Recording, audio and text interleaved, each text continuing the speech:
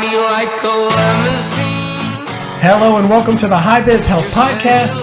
I'm your host, Dustin Udowich. Today we got Bryce and we got Gigi, and we are going to talk about the things that make a workplace suck.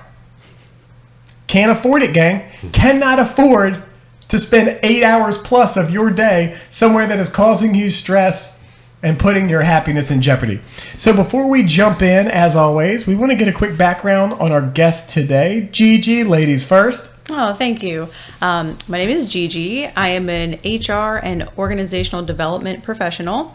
I've been in the career field about 10 years for HR. I started off out of grad school in HR management, and presently I am an HR director at a small fintech. My education is in industrial organizational psychology, just a fancy way of saying business psychology, essentially. Very cool. It's a mouthful. Yes. My biggest focus, aside from HR management, is really cultivating great workplace cultures, focusing on things like employee engagement, positive behaviors, leadership training, executive coaching, things of that nature. So that's my background in a nutshell. Very cool. And Bryce, wow. You, as I understand, you host Craigslist parties. Absolutely, yeah. Little basket parties. You throw your keys in there. Yeah, a little bit of everything. A little bit of everything on Craigslist. That's right. And you're the guy who brings the misconnections together as well. Exactly. Well, actually, I'm an IT consultant, management consultant for a firm here in Richmond. I have about 10 years of IT consulting experience. For the last, say, 8 of those years, I've focused mainly on helping organizations transform their business and transform their IT organizations. Really cool. So, really focusing on culture and trying to implement this sense of belonging for your employee. How do we get our business to focus on the priorities, the right things that we really want to work on, and delivering value to our customers and keeping everybody happy that's involved in this thing that we call work. Sounds really. easy. Yeah, exactly. Really easy. Yeah, exactly. All right, you might have noticed that we paid the electric bill. Right. So there's going to be a cut right there, and then it's going to get way lighter, and I'm cool with that. Nice. There's a ragtag shit going on around here.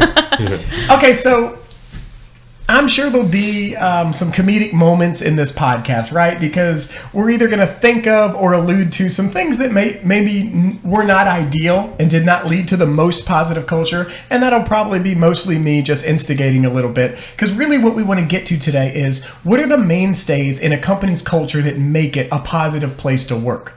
And let me preface the conversation with this.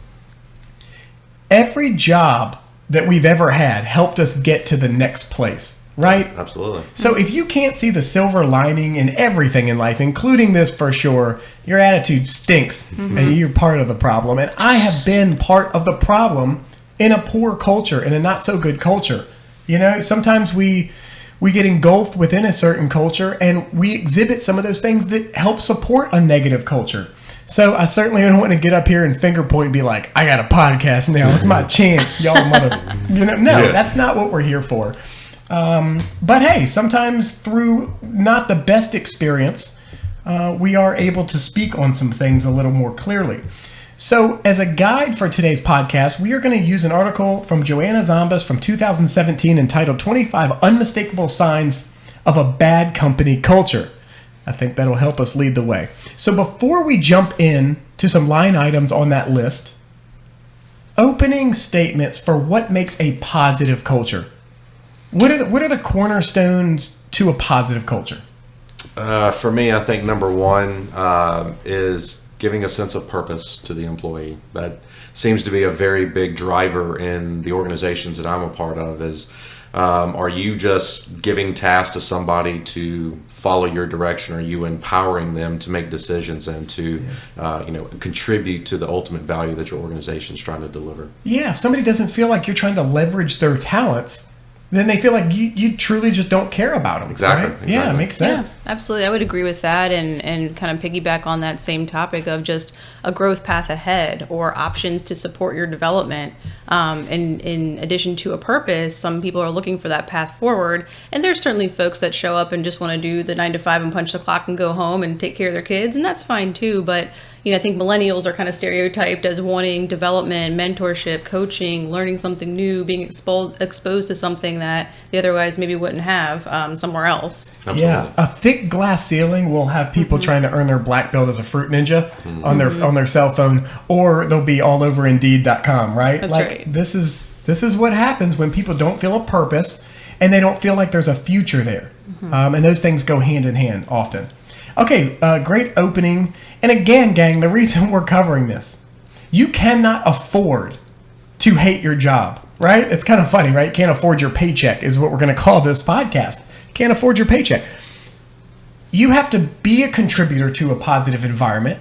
And if it's a negative environment that you can't overcome, if you have the opportunity, look to get somewhere that is more positive. Pack it up and leave. Yeah, and that's not to be insensitive. Some people are in a situation where they've got to have that paycheck, and there's less opportunity in the present time. But for the most part, you've got to protect your bubble. There's so many stressors in this life. There's so many ways that we can get away from mindfulness and just honestly get in a really, really poor train of thought, and we can't do it. Okay, so let's jump into this list. Our first one we're going to talk about, employees having a sense of boredom and unhappiness. I think we just opened the floor with this, right? What do we have to say about this? And what can we do to get the alignment correct? What can a company do, or what can the individual do to help the company get to a point where there isn't a sense of boredom? Well, I know one thing that I'm working on with an organization right now is this concept of ideation. And basically what that is as we're going into a planning period for our organization, we don't have just 2 or 3 people locked in the room, and it's very closed-minded as far as what are our goals, what are our objectives, what are our strategies for the year. What we're actually doing is encompassing the entire team and saying your opinion matters. What the ideas that you're bringing to the table, we want to hear them because we paid you and we brought you here for a reason. Yeah. And we want to hear what you have to say. And I'm actually going to take that and put that against everything else that we want to do. That's awesome. Yeah, and we believe that on that same note, like we hired you, we believe you have the skills to bring something new to the table or something diverse or different. And there is a direct correlation between employee happiness and autonomy. You hire somebody, you bring them on, then you micromanage the hell out of them, or you just never act on any of their ideas in any way, shape, or form. With no explanation sometimes, too. Right. Yeah. Right. And this kind of trickles over into acknowledgement of things they've done well. Right? I mean, I'm sure there's been times where you feel like, the things you contributed were not really recognized. And that is a rough feeling, and it discourages you from putting that best foot forward in the near future. A lot of this comes back to that attitude of, I'm just going to try to find the end of the internet at work today. I don't care. That's another key indicator that I'll look for, just speaking from like a HR management perspective. Everybody takes a brain break during the day and peruses Facebook or whatever, just to kind of, give themselves a window out for a second. But if that's like the norm and they are just spending most of their time on Amazon or doing whatever, it's probably a little symptom of something deeper. We should put out a ranking of the different websites out there, and we should measure employees' disengagement by what websites they're going to. Like when an employee is so aloof and so far gone, what websites are they on? Yeah. Well, I remember at a previous company that I was with, there was actually it's like a, not black market, but like a behind the scenes review site where you could type into like a chat and you're just dissing the company that you're in. So like half the companies in there, man, this is awful. Yeah, exactly. It's like, oh, did you see what, Scorpio 123 said? Oh, that's Dave over in QA over there. It's like if you're if you're watching Cinemax on demand, then just in your cubicle's wide open, you don't even have sides on your Cheetos. You've just given up. You're out. Late night Cinemax on demand in the cubicle. Love it. Okay. Places that have no flexibility. Oof. Isn't this getting worse by the day? And what I mean by that is more and more people entering the workforce are expecting flexibility. Absolutely. And when it's not there, you become much less competitive. Absolutely. I hear it constantly in the recruitment world. The hardest thing I have is talking to someone who already has nailed down like 100% remote role. And pulling them out of that and saying, I need you in the office 9 to 5. Just depending on the company and the work environment, it's very difficult. Yeah, and it's difficult if that person's had an experience with more flexibility. Yeah. And they're coming into something like that. It could be a tough transition. Bryce, anything on the flexibility? I guess what terms related to flexibility need to be present to support a positive culture? Well, for me, my particular role is Agile coach. And what Agile teaches us is that we constantly need to inspect and adapt ourselves. So being flexible and willing to take feedback, willing to take a moment to sit and just inspect what we're doing, how we're doing it, is it working for us? And then being flexible on the possible pivot options that you have from that particular idea. This relates so well to even a much, much higher level of global market strategy. If you're not agile in a turbulent market, your ass is grass and the rest of the market's the lawnmower, right? Exactly. I mean, it's not good. Not good. Okay, here's one that we probably don't have to mention because it's really obvious, but I think a lot of people have probably had this experience. Office cliques. Oh, gosh. Yeah. How bad does it suck when it's with the executive team? Oh, yeah. You know, and the executive team is just, buddy, and that helps further distance them from the people over in Cube land. Well, yeah, because you're in a leadership role. Everybody's watching what you do. They're watching your body language. They're watching what you say. They're looking for inconsistencies, whatever it may be. I'm not name dropping anybody today. And let me take this time to say, I've liked every single job I've ever had, Absolutely. including my high school jobs. A lot of people fall into some rough sledding there. I don't know if I believe that, man. High school might be the line. Does that mean that you had a high school job that absolutely sucked? You can call them out, right? Yeah, I mean, I worked at the shoe department at J.C. Penney for holiday sales, man. Yeah, That's great. We weren't known for our shoes either. Coming in and just doing like fake snakeskin dress shoes, That's trying to what I'm sell. talking Yeah, oh about. yeah, they were hot. Hey, people got country concerts to go to on a budget, man. I get it. I had a good discount too, so I rock something in the solid, church yeah. sometimes. Yeah. So the office click thing, man, that's a rough one. And that's one that I think if you have interdepartment things in the mix, it helps you avoid that, right? Yeah. If you're doing cross-functional work, truly doing cross-functional work, you're bringing leaders and members of different departments together with continuity. And that helps the lines of communication. That helps the relations in the office. And then when you're not doing that, some really bad things happen. It's like a couple that never communicates, right? They never talk. You're going to think the worst. You're going to feel the worst when there's no lines of communication. And the office cliques kind of lead to that. Yeah, you can do a little forced fun too, whether it's like a company potluck or something and just try to get some cross-functionality there as well. But when things get way too siloed, it can get really dangerous really fast and just really transform into something that's not great. God, I don't even have to call out my old places of work. This feels good. Yes, it does. Because I'm on a podcast and I'm having the thoughts and it's like, man, and I'll tell you why the other reason this feels good. I've liked every job I've ever had. I've never loved a job. I fell in love with GSI. I can speak with such authority on today's subject because I've never felt so appreciated, so supported, and I had a... When's that review coming up, Dustin? Hey, Josh Monroe, what's going on, buddy? You're the best. He really is the best. Nothing ever seems to happen, and your ideas are not taken into consideration.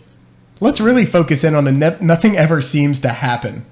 We've all left the meeting where it was a 90-minute meeting, and literally there's no action items. Oh yeah, absolutely. It's so frustrating.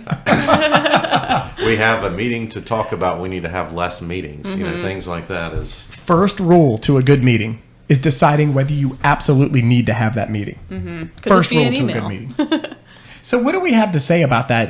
Nothing ever seems to happen. How do we avoid that? And if we're not the executive leaders at the certain level that is pulling the trigger, what can we do to better contribute to positive environment? I mean, I'll go back to my agile kind of foundation here. Is just lost my train of thought. Fuck it. Fuck. Feels good. Just take that.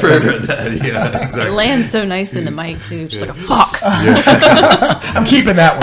Exactly. Might want to open with that. So what are we doing? Nothing ever seems to happen. Nothing Yes. ever seems to happen. All right, so yeah, I'll go back to my kind of agile background there, and it really takes a point of you want to make sure that you're creating these increments of value delivery, and what we talk about there is you set up these small iterations, and you want to make sure you focus on we're going to commit to doing something and deliver on it. And then we're going to measure ourselves. Did we deliver on it? Yes or no? No, why not? Let's figure out how we're going to deliver better next time. And it's this constant evolving of always striving to want to deliver something and do something.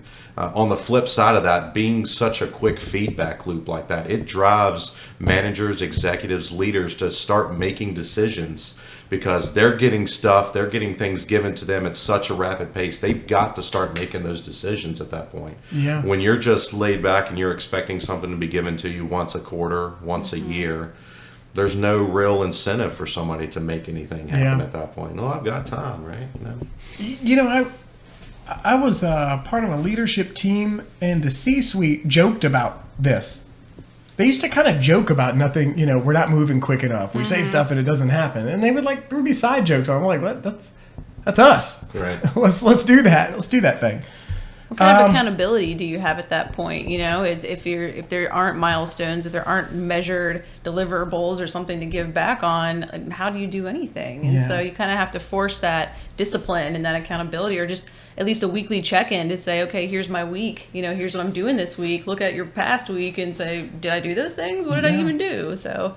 By the way, Gigi, when we went off air a second ago, dropped a huge F-bomb. Yeah. Just dropped an F-bomb, and Bryce and I were appalled. I just wanted to see how it sounded. Sounds really good.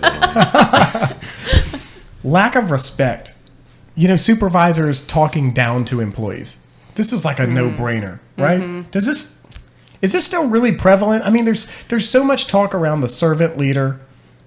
I haven't worked with too many just outright mean people in my day. I agree with you. I think it's a bit archaic. However, when you're in an environment where things are going so fast, or you have a ton of competing priorities, stress is a funny thing and ego is a funny thing, and sometimes we'll show up and not be our best selves, and so you just take it out on the person that reporting to you, like, hey, I need this now, whatever it is, and it just creeps up on you. Sometimes you don't even realize it until you're kind of in that stressful moment. So I don't know any leader, any manager I've ever worked with in the past who's like, I'm going to show up and just disrespect the hell out of my employees today, right. Yep. But I think whatever life pressure you got something going on at home, you've got a big project hanging over your head at work, I think it's easy to let those things kind of get the better of you, and then you just don't show up your best and you're putting out that negative energy. No doubt. It makes plenty of sense. I'll actually go back to the kind of thought process that I was talking about earlier, and that's empowering your people. So if you have a management structure or management style that all you're doing is dictating out to your subordinates or to the people that are reporting to you, you're not giving them the autonomy, the empowerment there. I mean, to me, that's disrespect, that I'm not being valued as a person. Understood. So, if that manager or, that leader, their role now should be shifting to, how do I grow my team? How do I get them to be more valuable for me? So it's really trying to shift the management thought process behind what is my role. My role is no longer to be a chess player to move people around. It's to make sure that my team has all the tools and things available to them that'll make them the best that they can be. And there's levels to this, right? You can have middle management just making poor decisions and they're not being relatable to their people and they're not valuing their people. You can also have global structure and executives who are creating a poor structure, which then falls on middle management, which then leads to them sucking for the frontline people. I'll tell you what, I had an instance with a company that I've worked for here about a year or two ago, and I'm brought in to be the expert in this particular field.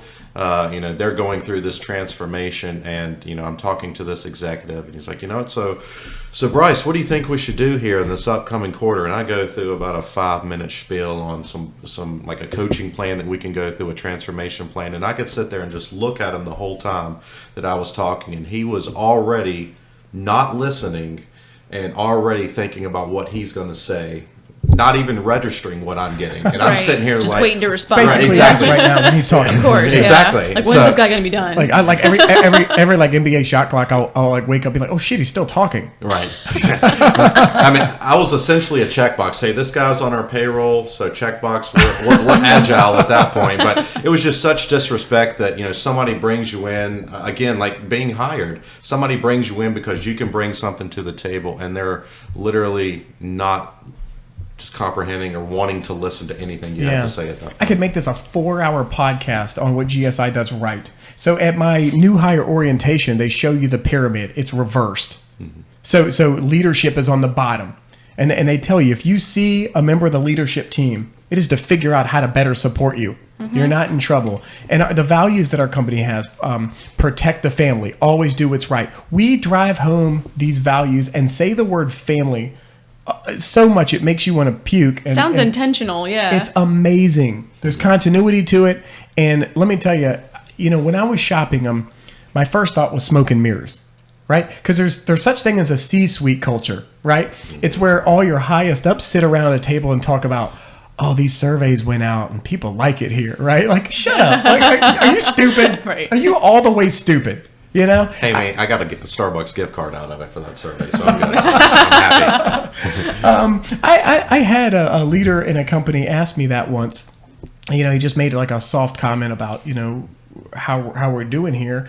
I knew the people over on the front line. I knew the people in Cubeland. Bro, they don't love it. Your pay is not that competitive.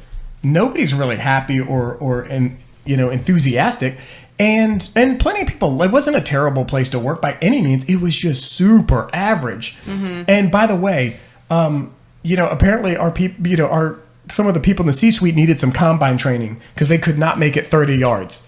Like those people who are on the front lines are 30 yards down the hallway, and you never, ever show your face. You just sit in a meeting where you're facing the board telling them how things are up so much. Wow. And then you talk about, hey, we didn't lose money this year. Your company's killing it. We're hoping to break even this year. Been there. I've had that nice yearly meeting. Next year, look at where we're going. These numbers are great. It feels good. So let's finish up here with lack of communication and too much of a hierarchy. What are the dangers of too much of a hierarchy? Oh, you flipped the switch, man. I was going to lack of communication. But both. The floor's open for either. Yeah, I think lack of communication is huge, and that's transparency is really the big thing. And transparency in what we're doing, why we're doing it, what we're doing it for, when we're expecting it, what are the end results that we're expecting, all of that stuff. And this isn't just really high level. Right. You can't be like, you can't sense. you can't be really, really high level and expect that to be meaningful to your people. Exactly. Right? There's got to be consistency to the communication, and you've got to connect with your people, right? You need context as well. I think so often decisions might get made in a company and people are just only hearing the outcomes. And they're like, well, that's stupid. Like, why are we doing this? It makes no sense. But they don't know they spent 4 hours in a room just going through every single risk and every single path. And that's where they landed. And I think that's a mistake if you just kind of gloss over the context behind why we're making the decisions we are. Yeah. Here's why having too much of a solidified outlined hierarchy sucks. 20, 25 years ago, to be the leader in the company, or really high up in the company, it kind of meant that you had to justify your own position in some scenarios and that you were the expert in the room. You were smarter than everybody else, and that's why you were in your seat. Now, what a great leader is truly, and always was, but now I think it's come to be recognized much more so. If I'm sitting in a room and I'm the high-ranking official in that room, my job is to get the talents out of each person in that room and utilize and leverage those talents and make each person in that room feel like that's the case. You got it. It's changed. It's changed a ton. Absolutely. Okay. As we head towards a wrap up, why don't we talk about what can you as an individual do to make yourself happy, contribute to a positive environment, and not dread 8 hours plus of your day? Because we can't afford it. Smoke a lot of weed. Smoke a ton of weed. Get a job in Denver. Exactly. Yeah. Pick up alcoholism. I don't know. Yeah, none of that. None of that. What are the things that the individual can do? Because we have to empower the individual, right? I personally think it starts with yourself, right? Yeah. So starting with self-awareness, knowing who you are, getting a really strong sense of this is my truth, this is who I am, getting really comfortable in your own skin, and knowing what maybe toxic habits you may have within Big yourself, time. whether it's Yes. drama, gossip, having an affinity for that kind of stuff, whether it's maybe not always having a great energy in a meeting, or not wanting to collaborate with others, or withholding information. You got to know that stuff. And there's a couple of great books I've read over time. One is called Real Happiness at Work, and it's got some meditative pieces to it and some mantras, but it's really just trying to get you to focus in on, you're going to be in an environment, there's always going to be stress, there's always going to be a shitty manager over there's always going to be a really tough deadline, and that stress is never going to stop and always going to keep coming, but you can control yourself. And so if you can kind of know your triggers, know how to overcome them, and just constantly keep chipping away and working at that, you're getting yourself on the right path to contributing to a better environment. That's great advice. I think knowing how you can best contribute to a positive culture, taking an inventory of that, also taking an inventory of where you can be a negative contributor. We've all got it some way or another. Oh, yeah. I've been there, for sure. I think you got to be an example, too. I mean, building on to what you're saying is, being able and accepting of feedback yourself, not just giving feedback to others, but hey, give it to me. Like this is not a one-way street here, and kind of being take it as a gift. Exactly. I mean, all feedback is a gift, right? You never lose. You always learn, right? Yeah, an opportunity to get better. Exactly. So I've seen cultures actually have wrong incentives, which tend to lead to a very toxic culture. For instance, if you're working in a customer service IT organization, so you're putting out a product to your customer and it's customer facing. You have a testing team that's testing the new stuff that's going out before it reaches the customer. I've seen organizations that have incentivized that tester. You're going to get a higher bonus the more problems you find in the system. So they're literally just trying to do anything and everything to come up with garbage or break it or do something that is just not productive and not helping. So, I mean, that's just one example of poor incentives leading to a poor culture there, because you're pitting people against each other just because they're trying to get their review to be positive, their incentives to go up for bonuses, things like that. And then systemically, you're just chasing the wrong stuff. Absolutely. At a high level, you've got people chasing the wrong stuff. I mean, it's like metrics in an organization. I mean, I'm using Agile because that's my background, but I've seen people report out, oh, we're doing this amazing transformation, and the metrics that they throw up on the screen baffle me. Like, we are flying, we are doing awesome in this. We've started 800 teams and 5,000 release trains, and I'm sitting here thinking, so the number of sheer volume of people that you've got following your rules, that's success to you, and that's not right. Yep. It's how happy is our staff now? Are we working at a sustainable pace? We're not beating them to the ground and overworking them. We're actually asking them to be sustainable, and then we're incentivizing them the right way. Not to mention, when you only have high level statistics, I'm kind of fish-eyeing you. You know what I'm saying? I'm kind of looking at you sideways, like, okay, what does that mean? Because number one, you can frame up a set of data to look like anything. Yes. I mean, it's ridiculous. I've seen statistics say like 4 different things and it's the same stat, right? And I'm like, what? Hold on, I thought it was bad. No, it's good. No, it's kind of good, but kind of bad too. And the second part of that is, if you haven't connected with the individuals in your organization and you only have the high level data, you don't have all the data. Right. You've got to make the connection in both those places. I mean, comprehensive data is great. We need that. We need to be tracking the right things. And we need to give pre-thought to what we're tracking before we jump in, right? Because I think a lot of places do that wrong too. They get rolling with their operations and then they retroactively set up their goals. And that never seems to work out beautifully. I think there's value in just knowing what motivates your people too. And I think that gets glossed over, or people may make a decision to say, well, everybody's motivated by money. And so they're going to put a bonus structure in place or up your comp somehow. But maybe that person really values flexibility or time off or something different, or purpose in their work. Maybe they want to give back to their community. And so they would get more meaning out of a day off to go volunteer somewhere. And so not taking the time to slow down and really know your people and know your culture, I think it's a big mistake in that way. Just assuming everyone can get motivated and incentivized by the same kind of stuff, same kind of rewards. And I think building on that, and you were talking about the hierarchy earlier. I mean, I actually have a positive example from previous experience, right, to talk about. I have a ton of positives, by the way. We seriously, all do, you've liked every job. So, I truly have liked every job, and there have been amazing people everywhere I've worked. I've benefited from some great leadership in my day. Hashtag blessed. What's that? I said hashtag blessed. But yeah, so the executive, I remember onboarding, I came onto the organization. This was before consulting land. And within the first month, part of my onboarding is you're going to go out for an afternoon with the CEO. The CEO does that with every new hire and wants to learn about their people. And like you said, find out what motivates me. I mean, he's asking me, what do you want to do? What do you see us? Do you have any ideas now that you've been here a month? What are some ideas that you have for us? And I was like, wow. That's so different than the CEO or the higher up that just takes a lap around the office to check the box that they showed their face. Exactly. Yeah. You suck. Don't do it. I mean, it's. I guess it's better than showing no effort at all, but it's not the true connection, and that's a really cool example. Exactly. Yeah. All right. Bryce loves the Power Rangers, right? I do. Oh, which one, or just holistically? I made that up. Okay. I completely made that up. I used to call them the Mighty Morphin Potty Trainers, right? Okay, yeah. Straight dad jokes up in here. I love it. Let's pull Power. I've never seen an episode, so my street credit's a little higher than yours after this past 15 seconds. Let's pull a Power Rangers here. The three of us are going to pull together here because I do want to leave the individual with a feeling that they can control their destiny in a lot of ways, because that is very true. So, 3 things the individual can do to best their chances to improve how they feel about their job, to improve the happiness that they're going to get from their job, and to contribute to a positive culture. 3 things. Who wants to go first?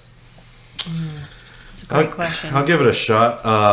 I'll go in and start with number 1, honesty. Being honest with yourself, knowing what you want going into an organization, but also being honest. Why did we let him go first? That was good. Yeah. That was good. Honest with your hiring manager or leadership or whatever. When that CEO is talking to me, I'm not going to be scared and say, "Oh, everything's just sunshine and roses" at this point. Be honest with them, because if they're actually coming to you, they're genuinely looking for your feedback at that point. Yeah. And I think that's the same for setting expectations with the rest of the organization. Is I'm going to be honest with what I'm expecting from day one. Yep. Let's skip around. That gives people time to think, right? Thank you. Watch. Don't become overly content. Right? Don't just become so dependent on that paycheck that you stop chasing your dreams and your ambitions.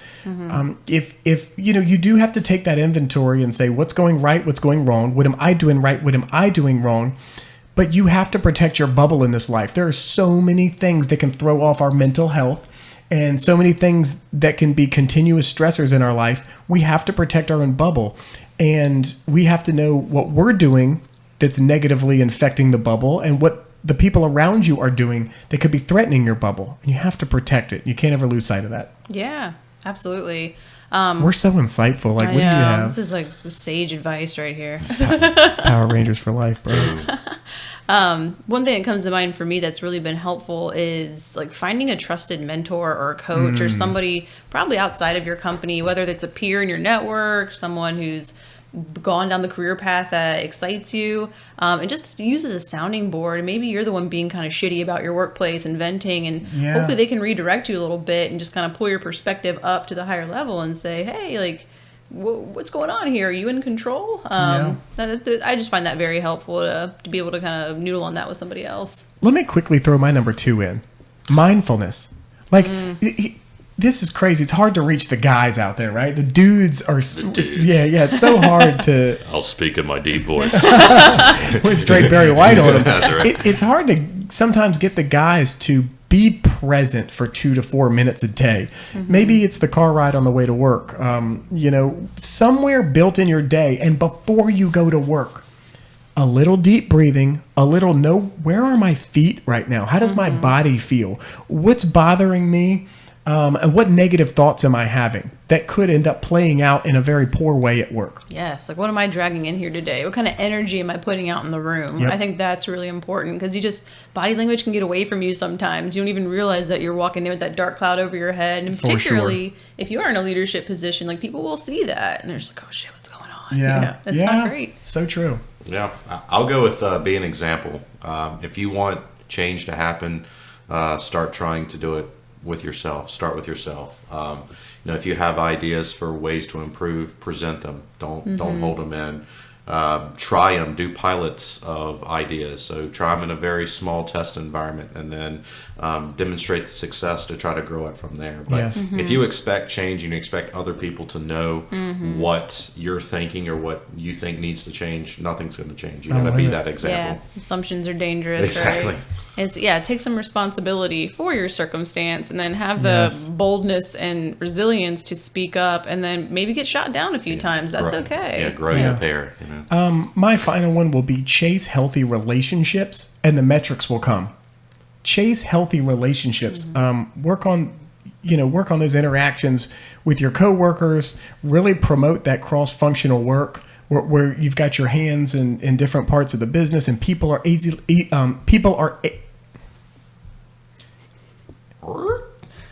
and really promote that cross-functional work throughout your company, and make yourself really accessible to everyone around you, and be a team player.